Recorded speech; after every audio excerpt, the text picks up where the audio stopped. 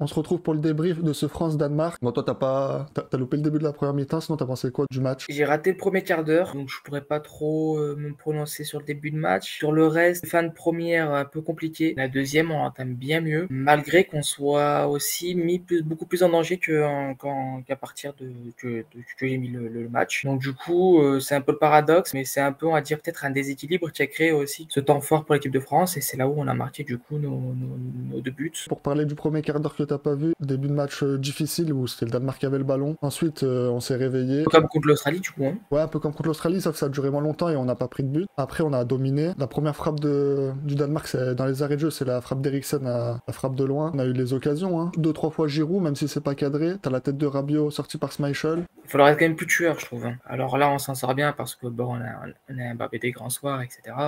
On va maintenant passer à l'évaluation. Du coup, on va parler joueur par joueur. On va commencer avec Lloris, un peu comme contre l'Australie. Hein. Première Allez, mi-temps, hein. on l'a pas vu. Il y a eu 0 tir cadré pour le Danemark. Et deuxième mi-temps, sur le but, il y peut rien. C'est une erreur de marquage. Oui, ça, de toute façon, il peut pas sortir et ce serait kamikaze de la sortir sur ce but-là. Hein. Et il a quand même fait un ou deux arrêts Mm. qui ont sauvé l'équipe de France. Du coup, bon match de Ah, Lloris. ouais. Ensuite, la défense avec le retour de Varane. Que Deschamps associé à Upamecano. Moi, j'ai trouvé qu'il a apporté de la sérénité, Varane.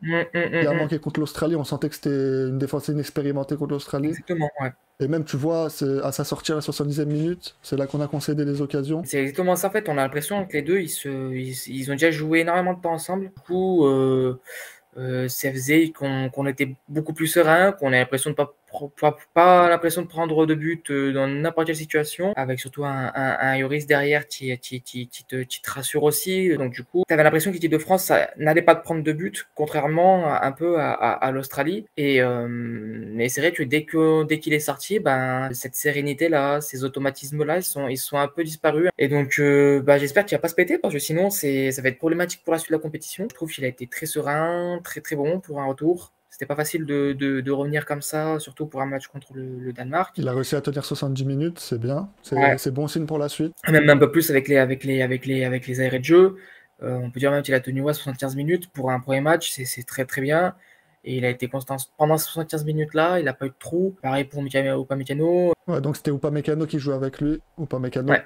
il a sorti un match de fou. Le fait d'avoir Varane à côté de lui, ça l'a aussi rassuré. Et ce que je disais dans la liste des 23 bleus qu'on avait fait, moi j'avais un peu des doutes sur Upamecano en équipe de France. Là, je pense qu'il a fait son match référence. Je pense qu'il a fait le match qui va l'intégrer pleinement dans cette équipe. Bon dans la relance, bon dans les Mm. duels. Il y a 2-3 interventions qu'il a fait où ça aurait pu faire occasion pour le Danemark. Il était là, Ouais. il avait anticipé. Pour moi, le meilleur dans cette défense a été Upamecano, même si Ouais. Varane a apporté Oui, parce que son Varane, on connaît, expérience. il a fait ce qu'il sait faire, et on connaît, donc on n'a pas été plus surpris que ça. Là, par contre, Upamecano, on avait un peu de doute, on était peut-être même un peu inquiet avant la Coupe du Monde. Contre l'Australie, la confrontation est tellement faible que du coup, tu peux pas juger là-dessus. Il n'avait pas été mauvais non plus, malgré un peu un quart d'heure aussi où tout le monde se trouve un peu. Mais là, hier, non, costaud, hein, surtout dans un moment, des moments de match où il y avait la pression de mise par une équipe qui est quand même beaucoup plus supérieure à l'Australie. Et là, le mec, il a su tenir le rang. Ensuite, à droite, on avait Koundé qui remplaçait Pavard. Bon match de Koundé, hein. Il se procure même des occasions, celles qui ressemblent un peu à Pavard en huitième Ouais, sur le centre d'Mbappé. 2018. Moi, ce que j'ai bien aimé de Koundé, c'est sa complémentarité avec Dembélé. Ce qui a manqué contre l'Australie entre Pavard et Dembélé,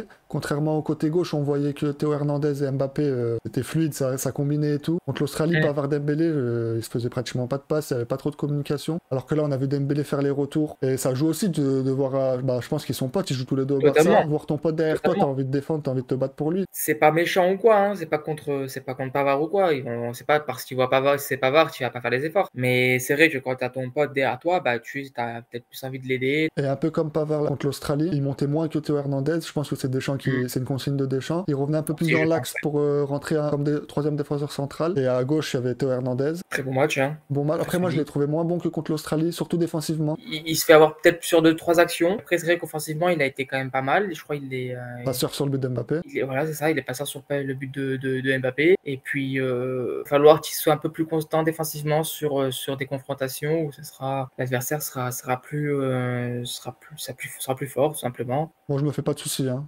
Il peut avoir Non, je un match suis pas inquiet non plus, un peu mais moins après, bon voilà. défensivement. Mais je me fais pas de soucis pour lui, hein. On le voit avec ouais, Milan. non, non, c'est Ensuite, le milieu de terrain, Tchouaméni a encore un bon match, hein, toujours pareil, ouais, costaud hein, sur sa lignée. Hein, homme de l'ombre comme d'hab. exactement, homme de l'ombre, qui te fait un bon match, qui est costaud, qui est à la récup, qui se projette aussi vers l'avant. Donc voilà, c'est plus son collègue d'à côté de lui qui a été un peu en difficulté hier. Mais lui, non, rien à dire. Hein, c'est un bon match. Pas un très bon match, mais c'est un bon match. Je trouve qu'il apporte un équilibre aussi à cette équipe. C'est celui qui reste devant la défense, qui contrôle un peu le milieu de terrain. On sait qu'il peut faire mieux, mais ça reste un bon match de Tchouaméni. Ensuite, à côté de lui, comme tu disais, Rabiot qui a pas... Bon, après, il a tellement fait un match énorme contre l'Australie que là, il a été un peu moins bon. Ouais.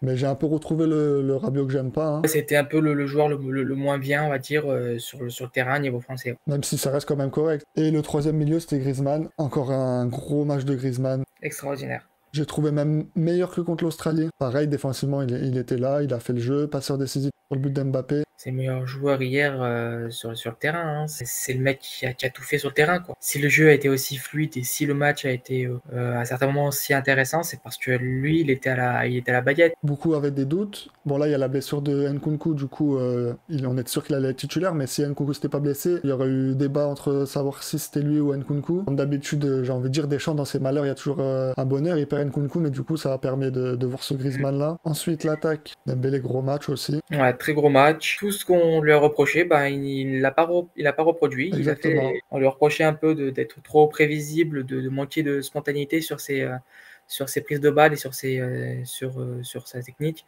Et là, hier, il percute, il est intelligent, il est souvent très imprévisible sur ce qu'il fait. Le défenseur, il est un peu plus au bout d'un moment et ça crée des décalages. Ouais, c'est ça, comme on disait contre l'Australie. Bah, il réussissait ses dribbles, mais ça, au final, ça amenait rien. Il driblait le joueur, mais au final, il n'y avait pas de centre. Il jouait tout le temps latéral, il revenait sur Griezmann la plupart du temps. Là, d'une part, il a réussi ses dribbles, mais en plus, ça a emmené des occasions, des centres. Du coup, ouais, comme tu as dit, c'est vraiment, il a fait le match qu'on aurait aimé qu'il fasse contre l'Australie. Voilà, maintenant, on attend de Dembélé un but ou une passe D pour un peu concrétiser ces bons matchs qu'il nous a fait. Et du coup, de l'autre côté, on avait Mbappé. Bon, il a mis le doublé. Après, moi, je l'ai trouvé moins bon que contre l'Australie. Un peu d'erreurs techniques. Il s'est un peu entêté de temps en temps, mais ça reste le sauveur, il met le doublé, il égalise Zidane, il devient 7e meilleur buteur de l'équipe de France, il devient le 2e meilleur buteur de l'équipe de France en Coupe du Monde. On peut critiquer l'homme, mais pour moi le joueur il est pas critiquable, hein. C'est extraordinaire ce qu'il est en train de nous On faire. peut être sûr qu'il va battre le record de Giroud et de Henry. Hein. 2 Coupes du Monde, il est déjà à 6 buts. Ouais. Si on veut comparer, t'as Messi qui a 8 buts,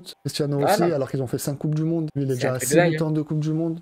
C'est extraordinaire. Et c'est énorme à quel point il est décisif pour une équipe, soit pour son club ou pour sa sélection. Donc non, bravo. L'homme, on peut le reprendre sur certains points, mais c'est pas le débat. Donc on peut dire juste bravo pour le match d'hier. Et merci surtout parce qu'il nous sort, il nous sauve et il nous qualifie aussi. Si on veut revenir un peu plus sur son match, comme j'ai dit, il a fait un peu d'erreurs, mais malgré tout, ça reste le leader de cette équipe. Et puis à tout moment, il fait des différences à chaque fois. Il percute. Bon, comme j'ai dit, il a fait un peu d'erreurs, mais malgré tout, il a quand même fait un bon match et c'est, on va dire, l'homme du match parce que c'est lui qui met le doublé. Après, de toute façon, il tente tellement que c'est sûr après tu auras des déchets. Hein, donc Mais voilà. quand tu vois que contre l'Australie, contre le Danemark, il est bon, mais c'est pas le grand Mbappé, je parle dans le jeu, il arrive à te mettre 3 buts en 2 matchs, donc tu te dis, s'il élève son niveau de jeu à partir de Plus 8e ça de donne. finale, ça va faire très mal. Ça va donner. Et il est bien parti pour être le meilleur joueur de cette compétition, c'est la France-Valois. Et du coup, pour finir l'évaluation, on va passer à Giroud. Il a été moins bon que contre l'Australie, je pense qu'il y a aussi eu les retombées du record qu'il a égalisé. Mais voilà, c'est pareil aussi pour Giroud, pas d'inquiétude, hein. On sait qu'on peut compter sur lui